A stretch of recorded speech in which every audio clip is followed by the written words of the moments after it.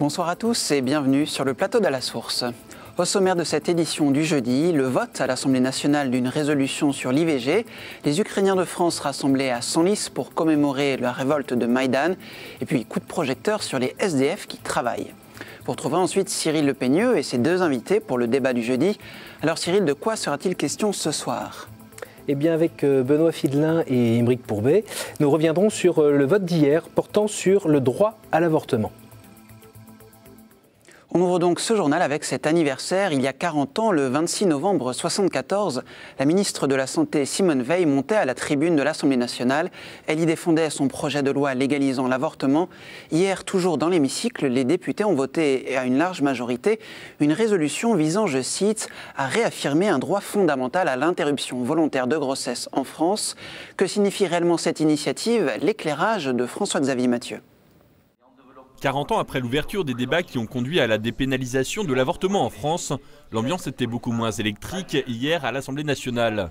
Sur 143 parlementaires, seulement 7 ont voté contre la résolution réaffirmant ce droit, dont un UDI, un extrême droite et 5 UMP. Il y a finalement, je crois, à peine 150 votants, ce qui doit être à peu près un record pour un texte à l'Assemblée nationale de cette importance. D'abord, il y a le congrès des maires aujourd'hui et effectivement, à la porte de Versailles, il doit y avoir quelques-uns des parlementaires qui n'étaient pas en séance cet après-midi. Deuxièmement, je pense que beaucoup ont compris que cette disposition, cette résolution n'emportera aucune espèce de conséquence en droit. À l'unanimité, cette résolution avait avant tout une valeur symbolique. Au-delà de l'enjeu symbolique, dire qu'il y a un droit fondamental à l'avortement, c'est mettre ce droit au même niveau que certains droits constitutionnels. Et je crois que ce n'est pas tout à fait de même nature. Bien évidemment, le droit à l'avortement n'est pas un droit banal, n'est pas un droit comme les autres. Du côté des associations opposées à l'avortement, comme Alliance Vita, cette résolution renforce la banalisation de l'IVG. Elle propose plutôt d'informer les femmes sur l'aide qui leur est proposée pour garder leur enfant dans les meilleures conditions.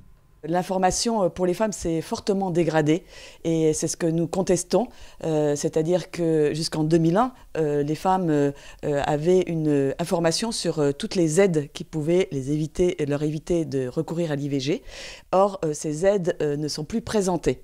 Selon les statistiques officielles, près d'une femme sur 3 sera confrontée à l'avortement dans sa vie et 220 000 IVG ont été réalisés en 2012. Société encore, il y a quelques jours, l'INSEE a publié son rapport annuel. Certains constats sont alarmants. En 11 ans, le nombre de SDF a augmenté de 44% en France. À noter toutefois, un SDF sur 4 travaille. Florent de Brito a rencontré l'un d'entre eux. Bonjour tout le monde. Salut Patrick. Avoir un emploi et pourtant vivre dans les rues parisiennes, Patrick l'a bien connu.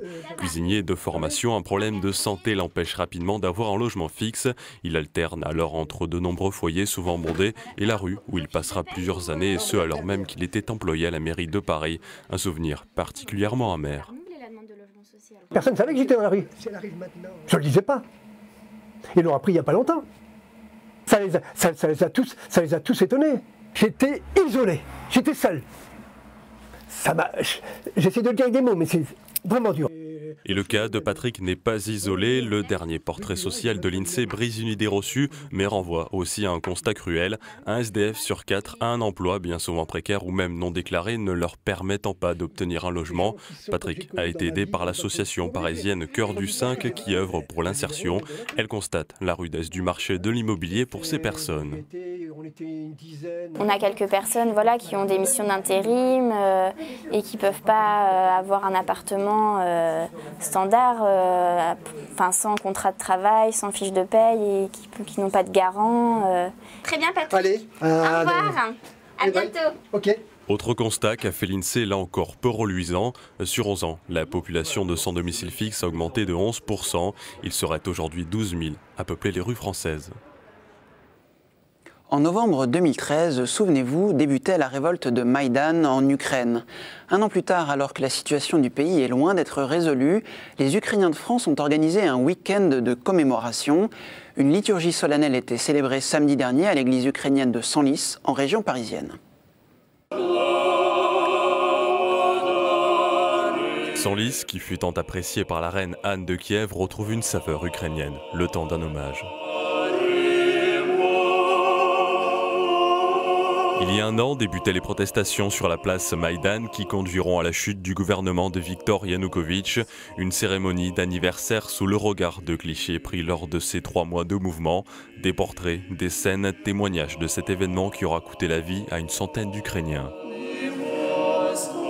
Elles expriment, je pense, la lumière de tous ces gens qui ont donné toute leur énergie et parfois jusqu'à leur vie pour une cause qui les dépasse. Ce peuple s'est vraiment levé contre la corruption, pas forcément seulement pour l'Europe. Mais un an après, jamais l'Ukraine n'a été aussi divisée entre pro-russes et pro-européens. Lors de la cérémonie, les clercs ont appelé à éviter à tout prix le basculement du pays vers la violence, en rappelant l'histoire de Saint Boris et de Saint Glib, 2 ardents défenseurs symboles de la non-violence pour l'Église ukrainienne. Ils ont appliqué une conviction de non-violence d'une situation politique et militaire très compliquée. Et nous avons besoin des témoins et de la témoignage de la paix. Une cérémonie pour rappeler l'espoir de nombreux Ukrainiens lors des premiers jours de Maïdan et pour rappeler aussi que le chemin pourrait être encore long avant une Ukraine unie et démocratique. La question ultra sensible de la reconnaissance de l'État palestinien est au cœur de l'actualité en France. Les députés qui doivent se prononcer le 2 décembre par une résolution non contraignante sont très divisés. En Israël, le Premier ministre Benjamin Netanyahou a mis en garde l'Hexagone face à une telle mesure. Qu'en pensent les chrétiens d'Orient? Comment agissent-ils auprès des 2 parties? Nous avons recueilli le point de vue de Monseigneur Chomali, de passage à Paris. Nous, comme chef d'église, nous sommes allés chez les 2 pour condamner toute forme de violence et de faire respecter le statu quo, la situation d'avant, parce que chaque changement qui a lieu en lieu saint suscite beaucoup de violence. Donc nous avons demandé aux 2 de respecter l'un l'autre et surtout de ne pas tuer au nom de Dieu. Il n'y a pas d'autre alternative qu'avoir 2 États, un État israélien qui vit en sécurité avec un autre petit État palestinien et qui soit aussi démilitarisé, aucun problème. On peut créer un État palestinien démilitarisé pour que son existence ne soit pas une menace contre Israël. Proche-Orient toujours, le pape François s'apprête à partir demain vendredi pour la Turquie. Selon l'agence Immédia à Rome, on peut s'attendre à des surprises dans ce programme de ce voyage de 3 jours. Le pape pourrait aller à la rencontre de réfugiés de Syrie et d'Irak, à suivre sur KTO. Du nouveau dans la mobilisation pour Asia Bibi, condamnée à mort pour blasphème, le Parlement européen a adopté aujourd'hui à une large majorité une résolution qui dénonce les lois sur le blasphème au Pakistan. La résolution avait été déposée par les 2 eurodéputées françaises Michèle Alliot-Marie et Rachida Dati, avec le soutien d'Anne-Isabelle Tollet, porte-voix d'Asia Bibi. On les écoute. Si elle n'avait pas été médiatisée avant, Asia Bibi serait sans doute morte en prison, empoisonnée ou morte de fatigue. Le fait d'avoir médiatisé cette affaire a permis aux autorités pakistanaises ne serait-ce que de s'intéresser à Asia Bibi et demander aux autorités pénitentiaires de faire attention à cette femme parce que la communauté internationale avait déjà manifesté un émoi vis-à-vis d'Asia Bibi. Le cas d'Asia Bibi, c'est une remise en cause de nos valeurs fondamentales qui sont des valeurs universelles. J'ai appelé que la Commission européenne intervienne, que le Parlement européen intervienne. J'ai fait aussi un appel auprès du président français François Hollande pour qu'il puisse aussi agir, intervenir auprès du Pakistan pour que cette femme ne soit pas condamnée à mort. Aujourd'hui, nous nous battons pour qu'il y ait une grâce présidentielle et c'est vrai que le président du Pakistan pourrait la gracier. Apparemment, les réticences sont liées au risque d'émeutes dans le pays. Église en France, dimanche dernier, c'était la clôture de l'année Saint-Louis. À Versailles, les chrétiens d'Orient étaient invités à participer à la célébration finale en l'honneur du roi croisé. Reportage. Dimanche, le diocèse de Versailles a célébré 8 siècles d'amitié qui lient la France et les chrétiens d'Orient. Les catholiques orientaux et occidentaux se sont réunis dans la cathédrale Saint-Louis dans une même prière. Les mouvements des populations pas seulement les déplacements qui sont dus aux guerres, mais les déplacements qui sont dus au commerce, il y a des liens qui se croisent et qui se font et qui se multiplient aujourd'hui. Et puis vous avez beaucoup de personnes qui viennent vivre aussi sur nos diocèses, dans les Yvelines, soit qu'ils aient envie d'y venir, soit qu'ils soient obligés de quitter leur pays. Ces liens ont été initiés par Saint Louis. Au XIIIe siècle, il avait assuré aux Maronites la protection de la France. Plusieurs personnalités de l'Église orientale ont témoigné de ces relations. Au temps de Saint Louis, ce qui comptait, c'était le Saint-Sépulcre, le lieu saint. La communauté locale ne comptait pas beaucoup, on n'en parlait pas. La situation a changé aujourd'hui. L'Europe ne s'intéresse pas seulement au lieu saint, l'Europe s'intéresse à la communauté chrétienne qui vit en Terre Sainte. Les évêques orientaux ont remercié l'Église française pour son engagement auprès de celle d'Orient. Ils ont appelé la France, fille aînée de l'Église, à un réveil missionnaire. Au début du XXe siècle, sur 10 missionnaires dans le monde, 6 étaient français. Le pape François l'a souhaité, l'année de la vie consacrée s'ouvrira le 30 novembre, premier dimanche de l'Avent. Elle prendra fin le 2 février 2016, à l'occasion de la Journée mondiale de la vie consacrée. Quelle va être la dynamique de cette année? La réponse de Monseigneur Nicolas Souchu, évêque auxiliaire de Rennes, chargé d'accompagner la pastorale des vocations. C'est important pour la vie de l'Église et je pense que le pape François a voulu qu'il y ait cette année de la vie consacrée à l'occasion du 50e anniversaire du Concile Vatican II qui a aussi permis de revisiter ce que c'est que la vie consacrée, de voir les multiples formes qui existent avec les grands ordres, les dominicains, les cisterciens, les bénédictins et puis des communautés nouvelles qui naissent, qui jaillissent et qui font vraiment toute partie de la vie de l'Église. Et je crois que ce sera intéressant justement de permettre aux chrétiens, puis à l'ensemble de ceux qui le souhaiteront, de mieux connaître cet aspect de vie consacrée qui est une vie gratuite, si je puis dire, dans les vœux de chasteté, pauvreté, obéissance, qui peuvent interroger les gens et qui peuvent aussi aider à vivre la vie fraternelle, la dimension missionnaire et puis l'attachement vraiment au Christ de manière gratuite.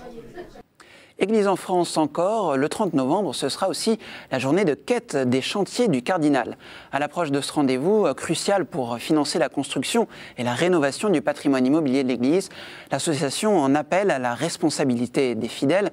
Dernièrement, les dons ont permis l'édification de la maison Saint-François de Sales à Boulogne-Billancourt, dont vous venez de voir les images.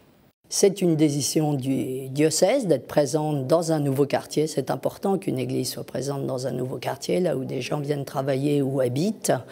Et sinon, ce sont souvent des demandes d'urgence des paroisses. Quand une toiture ou une façade commence à se fissurer, les paroisses font appel au diocèse qui se tourne vers les chantiers du cardinal. Il faut savoir qu'en Île-de-France, 451 églises sont à la charge des diocèses. Il faut que les chrétiens prennent conscience qu'ils sont responsables de ce patrimoine, responsables de sa transmission. On termine par une nomination, un nouvel aumônier national pour les scouts unitaires de France. La conférence des évêques a nommé le père Philippe Verdun pour succéder au père Stanislas Lemerle, ancien aumônier de l'équipe nationale des guides aînés. Le père Verdun est prieur du couvent dominicain de Lyon. On passe maintenant à la revue de presse.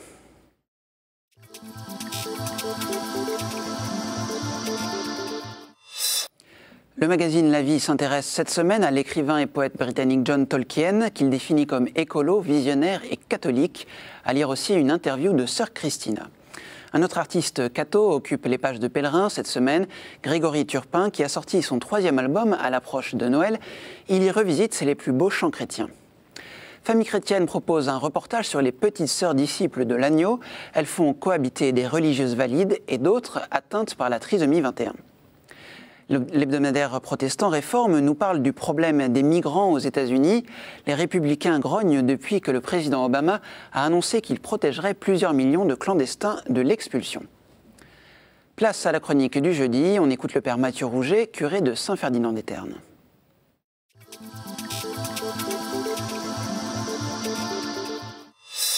Deux grandes personnalités de l'Église de France viennent de nous quitter. Monseigneur Henri Brincard, évêque du Puy-en-Velay depuis 25 ans, et Émile Poulain, historien des idées politiques et religieuses, spécialiste incontesté de notre laïcité française. Deux personnalités très attachantes, mais très différentes aussi. D'un côté, un évêque à la ferveur mariale enthousiaste, de l'autre, un universitaire à l'itinéraire personnel et ecclésial moins rectiligne. Deux personnalités très différentes, mais qui nous livrent un triple message convergent. D'abord, par leur sens de l'histoire. Émile Poula était historien de profession, Monseigneur Brincart avait fréquenté la prestigieuse école des Chartes avant de devenir prêtre puis évêque. L'un et l'autre connaissaient la profondeur et la persistance des racines chrétiennes de la France. Monseigneur Brincart, comme Émile Poula, avait aussi le sens et le goût des relations entre l'Église et l'État. Émile Poula a été le conseiller sur ce sujet de générations d'évêques, mais aussi des pouvoirs publics, quelles que soient les sensibilités politiques des majorités successives. Quant à Monseigneur Brincart, il avait collaboré avec Jack Lang, alors ministre de la Culture, pour rétablir le spectaculaire escalier d'accès à sa cathédrale qui était condamné depuis le XVIIIe siècle. Et puis, Monseigneur Brincart et Émile Poula avaient surtout l'un et l'autre un goût et un sens aigu de la relation entre l'Église et la société contemporaine. Monseigneur Brincart, en particulier, s'est beaucoup investi pour évangéliser le renouveau, parfois seulement culturel et sportif, des chemins de Saint-Jacques. Monseigneur Brincart et Émile Poula, chacun à leur manière, nous invitent à approfondir nos racines afin de mieux déployer les ailes de notre témoignage. Il est temps de retrouver Cyril et ses invités. Quant à moi, je vous retrouve mardi prochain. Très bonne soirée à tous.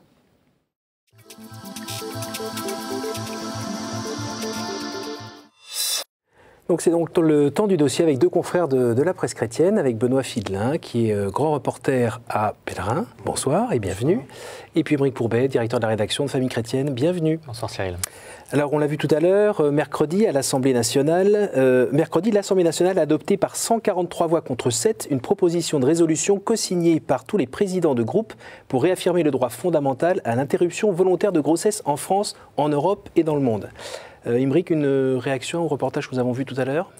Les bancs vides de l'Assemblée, ça c'est vraiment extrêmement frappant, effectivement, pour un sujet, même si effectivement la mesure n'est que symbolique, qu'il y ait aussi peu de députés et surtout aussi peu à avoir voté contre, ils ne sont que 7, alors que sur un autre sujet brûlant, sociétal, comme le mariage pour tous, on a vu que c'était devenu un marqueur politique. Aujourd'hui, on voit que l'avortement, c'est encore un tabou en France et qu'il est très difficile, même ceux qui finalement voteraient contre, n'ont pas osé être présents à l'hémicycle. Une réaction au reportage de tout à l'heure ? Oui, mais effectivement, on a vu des bancs tout à fait vides. Alors, il y a beau avoir le Congrès des maires, ça n'excuse rien. Et c'est aussi un texte qui a reçu l'approbation de tous les groupes, y compris ceux de l'UMP et de l'UDI.